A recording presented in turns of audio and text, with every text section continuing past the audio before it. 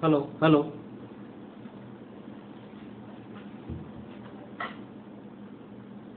Hello hello hello hello. हाँ जी बेटे, next question है मेरे पास। एबीसीडी का रेक्टेंगल और एक सेमी सर्कल दिया हुआ है हमारे पास, जिसको टच कर रहा है, फॉर एग्जांपल एम पे टच कर रहा है, ठीक है। मुझे इसका एरिया निकालना है, you have to find the area of a rectangle ABCD, ठीक है बेटे। मैंने अगर लेंथ मानी है एल, इसकी जो रेडियस अगर मैंने आर मान लिया था, ठीक है बेटे, तो इसका मतलब ये भी हमारे पास आर हो जाएगा, यानी जो ब्रेथ है हमारे पास वो आर हो जाएगी बेटा हमारे पास, ठीक है। यानी our aim is to find, we have to find the area of ABCD, our aim is to find the value of L into R, ठीक है बेटे। अगर इसकी रेडियस अगर आर है तो डायमीटर कितना हो जाएगा हमारे पास, ट्वाइस ऑफ आर, ठीक है बच्चे। ईबी कितना हो जाएगा हमारे पास, AB is twice of R minus of L, ये वाली लेंथ, ठीक है बेटे। OB कितनी हो जाएगी हमारे पास, OB is R minus of EB, ठीक है बेटे। ये जगह R minus of 2r minus of L, it comes out to be equal to L minus of R, OB। ये सारा काम ऐसे कर रहा हूँ, ध्यान से देखिएगा। In triangle PBO, in triangle PBO, PB square किसके बराबर आ जाएगा बेटे, PB स्क्वायर आ जाएगा R square minus of R minus L whole square, L minus R whole square, ठीक है बेटे। नहीं ऐसे ही मैं कहना चाहता हूँ, इसको थोड़ा सिंप्लीफाई करेंगे तो क्या आएगा देखते हैं। R square minus L square plus R square minus 5 L into R, that is R square minus L square minus R square plus 5 L into R, R square से आर स्क्वायर कैंसिल आउट हो जाएगा, this 5 L R minus L square, ये हो जाएगा बेटा हमारा PB square के बराबर। तो बजाय अब देखते हैं इन ट्रायंगल PBC, अगर मैं ट्रायंगल PBC के बारे में देखता हूँ तो क्या आएगा हमारे पास, that is PB square is equal to PC square minus of BC square, BC square is again L square, that is PC square is 8 square, that is 64 minus of L square, ठीक है बेटे। दोनों के दोनों हमारे PB square के बराबर आ जाएंगे।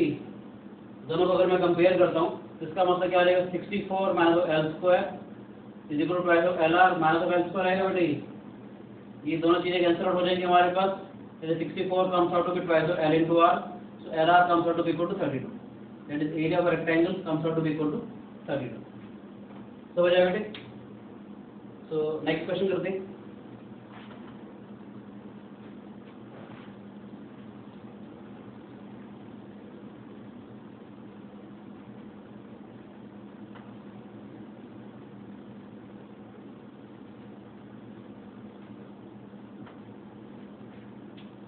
नेक्स्ट क्वेश्चन करने से पहले मैं आपको अभी एक चीज बताना चाहूंगा कि अगर मेरे पास कोई भी इक्विलेटरल एंगल अगर दे रखा हो, अगर मेरे पास कोई भी अगर इक्विलेटरल एंगल है, फॉर एग्जांपल EBC, इसका साइड अगर मैंने स्मॉल ए अगर मान ली बेटे, अगर देखो जानते हैं कि अगर मैंने ये परपेंडिकुलर ड्रॉ कर दिया कभी भी किसी भी इक्विलेटरल एंगल के अंदर, आप देख सकते हैं this side is equal to this side, this is common, this is 90, यानी किसी भी इक्विलेटरल एंगल के अंदर अगर मैं परपेंडिकुलर ड्रॉ करता हूँ तो इसको बाइसेक्ट करेगा बेटे, क्योंकि ये वाला जो ट्रायंगल है वो इस वाले ट्रायंगल की कॉन्ग्रुएंट आ जाएगा, ठीक है।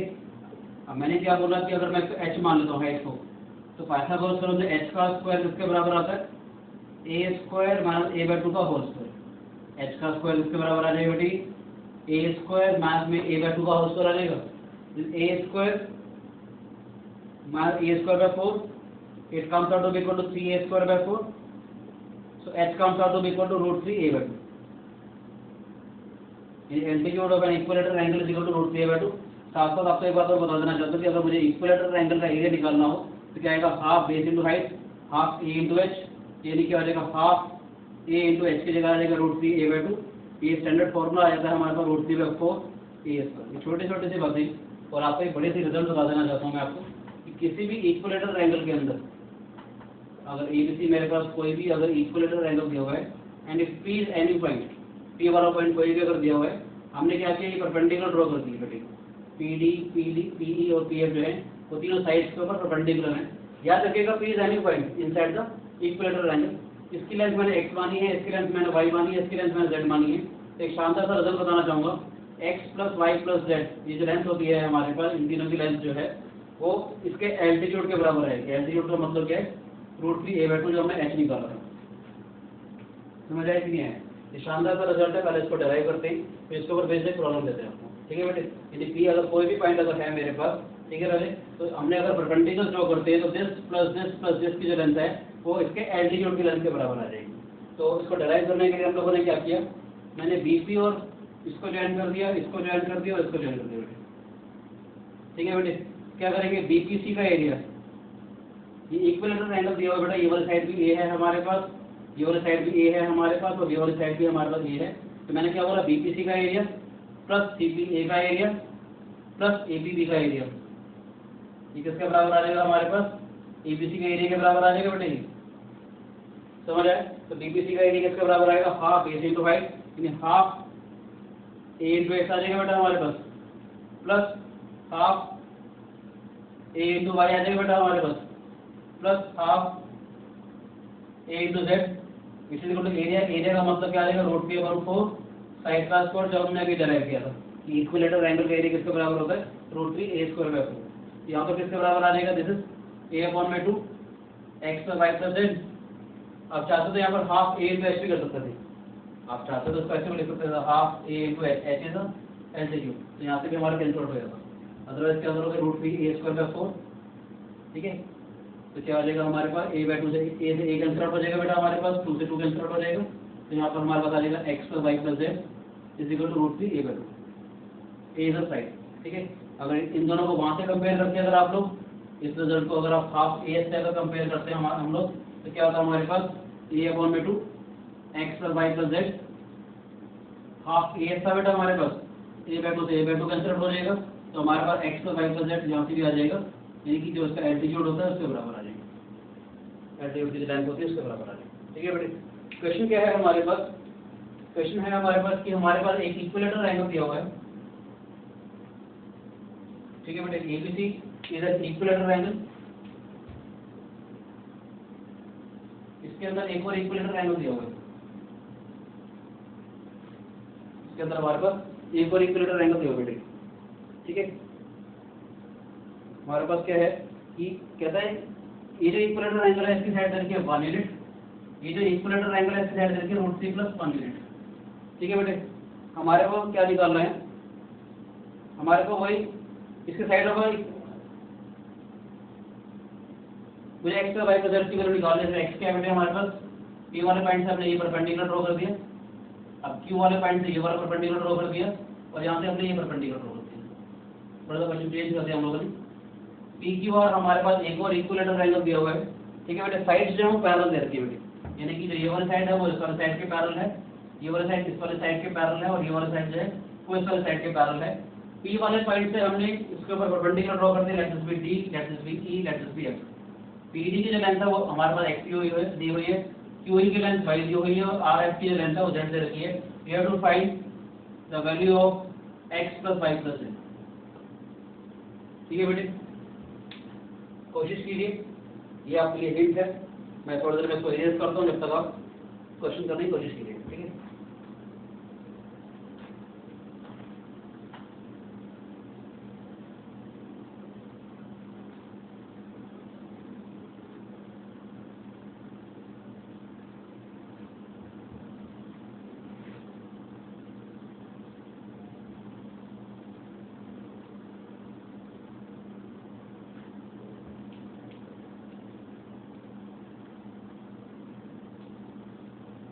सोल्यूशन बता रहा हूँ बेटा मैं इसको, ध्यान से देखिए।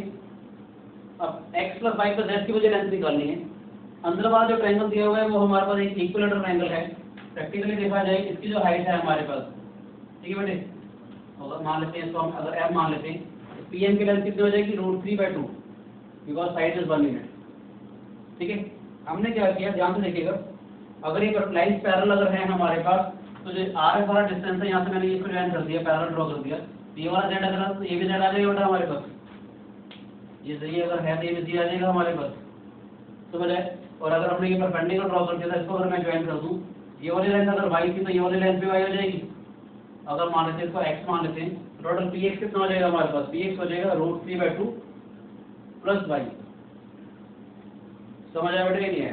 अब यानी कि P वाले पॉइंट से तीनों साइड का जो परपेंडिकुलर है हमारे पास, यानी कि PD प्लस RF मुझे निकालना था, PD plus QE plus RF मुझे निकालना था। मैंने कहा RF तो हमारे पास आ जाएगा, RF आ जाएगा PY के बराबर, ठीक है बेटे।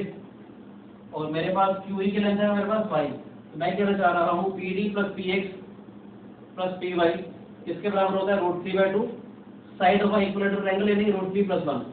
बड़े वाले ट्रायंगल की जो साइड दे रखी है हमारे पास वो दे रखी है √3+1, ठीक है बेटे। पूरा एल्टीट्यूड कितना आ जाएगा हमारे पास, √3/2 × √3+1 आ जाएगा। और जबकि हमारे पास PD तो x हो गया हमारे पास, PX की लेंथ कितनी हो जाएगी, √3/2 + y, ठीक है बेटे। PY की जो लेंथ है हमारे पास वो z आ जाएगी हमारे पास, जिसे इसको मल्टीप्लाई कर देते हैं, वी गेट 3/2 प्लस √3/2 आ जाएगा बेटा हमारे पास। क्या करेंगे, √3/2 से √3/2 कैंसिल आउट हो जाएगा, so what we get is x + y + z = 3/2, that is comes out to equal to 1.5 units. समझ आया? उसी क्वेश्चन का थोड़ा सा एप्लीकेशन पार्ट था बेटा जो हमने भी डिस्कस किया। नेक्स्ट क्वेश्चन करते हैं।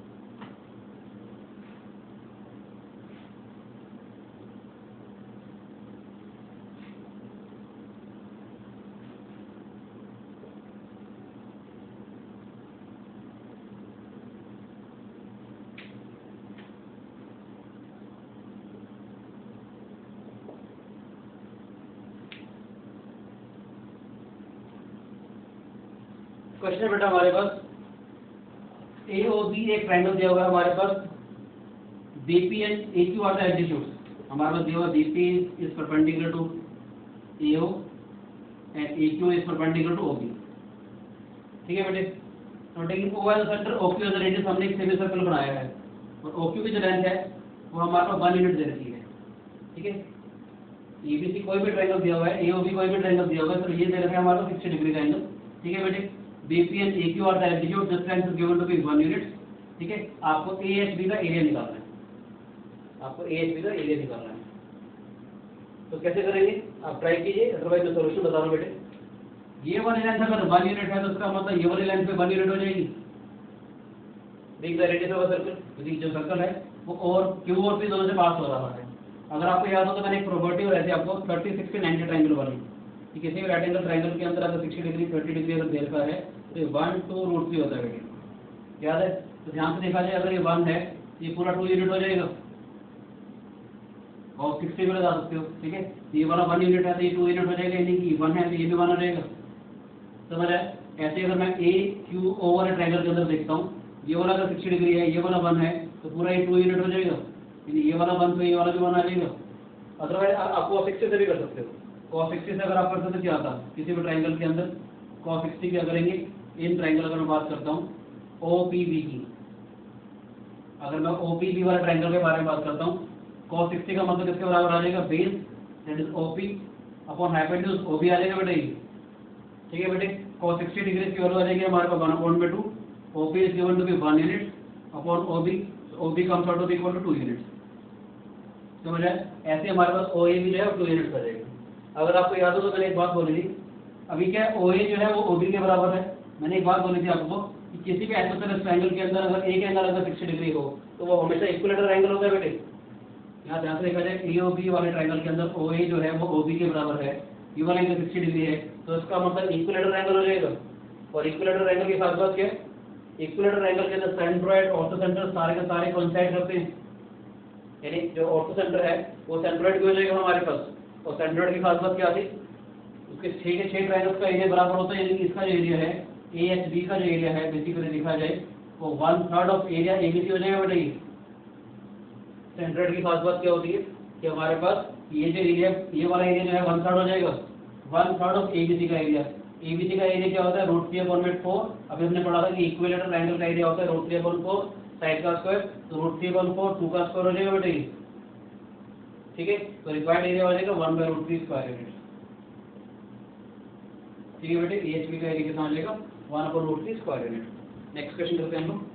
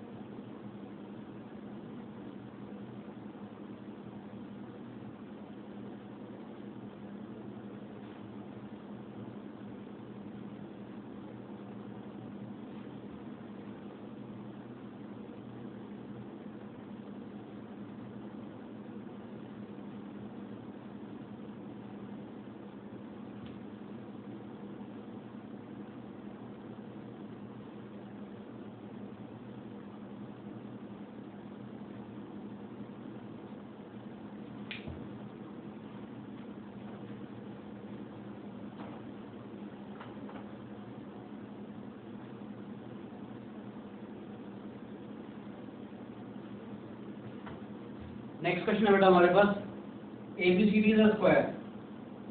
नेक्स्ट क्वेश्चन है हमारे पास ABCD is a square and is a point on the side BC such that AM is given to be equal to 5 units। AM जो है बेटा आपको 5 यूनिट दे रखा है and AK bisects angle BAM। AK जो है तो BAM को बाइसेक्ट करता है and we have to find BK plus AM। मुझे ये वाली लेंथ प्लस ये वाली लेंथ निकालनी है, ठीक है। तो टेक योर टाइम, अब इस क्वेश्चन को ट्राई कीजिए, अदरवाइज मैं सॉल्यूशन बता रहा हूँ, ठीक है बेटे। वैसे तो ये क्वेश्चन जो है दो तीन तरीके हैं इसको करने के लिए।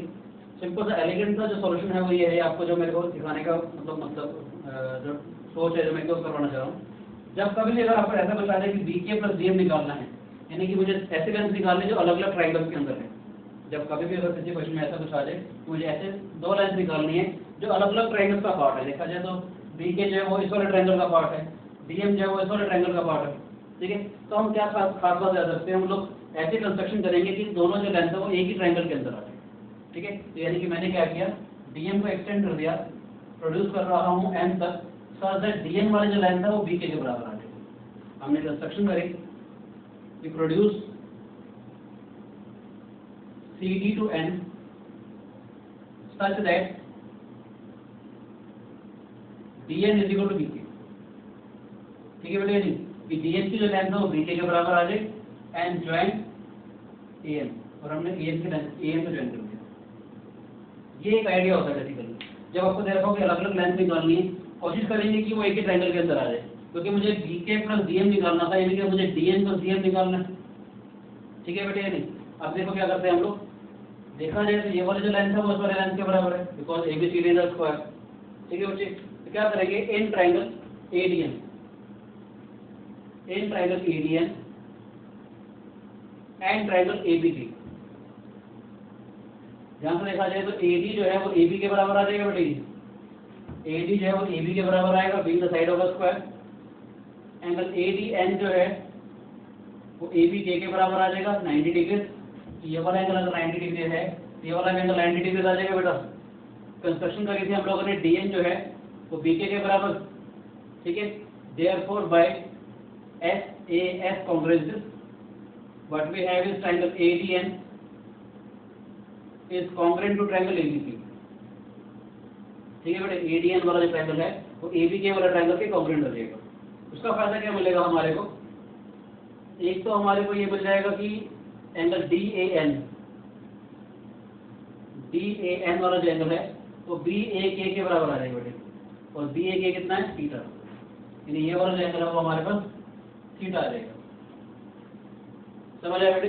तो इसका मतलब ये वाला एंगल अगर थीटा है हमारे पास, तो इसका मतलब AND कितना हो जाएगा हमारे पास 90 माइनस थीटा, क्योंकि ये वाला एंगल थीटा, ये वाला 90 डिग्री, ये वाला एंगल थीटा, तो कितना आ जाएगा हमारे पास 90 माइनस थीटा। ठीक है बेटे, ध्यान से देखिएगा, ये वाला एंगल कितना था, angle DAM was 90 minus 2 theta, क्योंकि ये पूरा वाला एंगल 90 था, ये दो 2 थीटा हो जाएगा हमारे पास, तो DAM कितना हो जाएगा 90 माइनस 2 थीटा। ध्यान से देखिए NAM वाला एंगल किसके बराबर है हमारे पास, NAM is 90 minus 2 theta plus theta, that is it comes out to equal to 90 minus theta. तो ध्यान से देखिए कि NAM वाला जो एंगल है वो ANM के बराबर आ गया बेटे। ठीक है, NAM वाला एंगल यानी ये वाला कंप्लीट वाला जो एंगल है वो इस वाला एंगल के बराबर आ गया। ठीक है, that is in triangle MAN, in triangle MAN हमारे पास MN जो है वो AM के बराबर आ जाएगी। AM कितना बेटा 5 यूनिट्स। ठीक है, MN किसके बराबर था, MN था MD plus DN is equal to 5 units, और DN किसके बराबर था, DK के बराबर। यानी जो हमारे पास निकालना था MD प्लस DK वो आगे बेटा हमारे पास, दैट इज 5 यूनिट आ जाएगा हमारे पास। समझ आए? नेक्स्ट क्वेश्चन करते हैं हम लोग।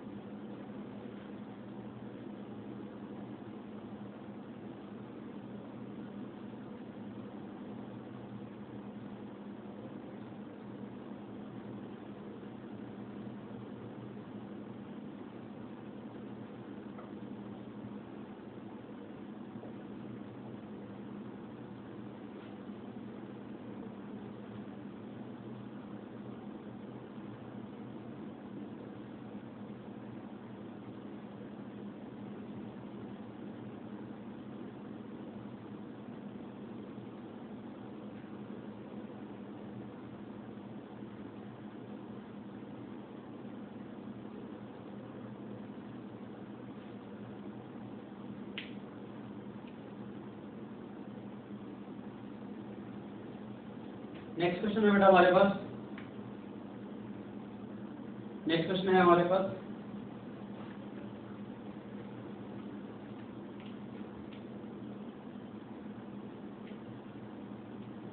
नेक्स्ट क्वेश्चन है बेटा हमारे पास कि AB इज द डायमीटर और ये सेमी सर्कल है हमारे पास, MH is perpendicular on AB and Q is find on MX such that this angle is given to be 45 degrees. You have to find this angle and it has been given that QB is twice of MH. जो QB वाला जो distance है बेटा, ये जो distance है वो MH का ट्वाइस है। ठीक है, कोशिश कीजिए, बड़ा सिंपल सा क्वेश्चन है ये। ठीक है, अदरवाइज मैं सॉल्यूशन बताऊं, ध्यान से देखिएगा।